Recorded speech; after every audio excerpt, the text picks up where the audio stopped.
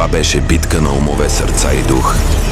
Христо Янев поведе Червената армия. На терена той излезе с план, с огън в очите и с тактическа хладнокръвност, която накара Веласкес да изглежда изгубен. Трима в защита, стена от армейска воля. Левски търсеше крилата си.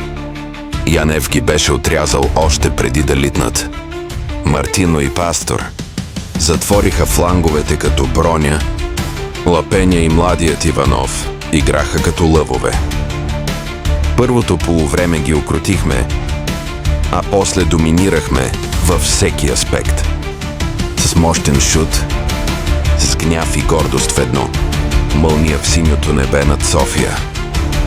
До последната минута ЦСКА бе отбор, който диша за емблемата и гори за победата.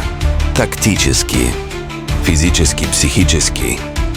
Янев матира Веласкес във всяка линия. Това не беше просто победа. Това беше урок по страст, по чест и по червена кръв. Това е ЦСКА. И никой не може да ни спре, когато сме едно цяло.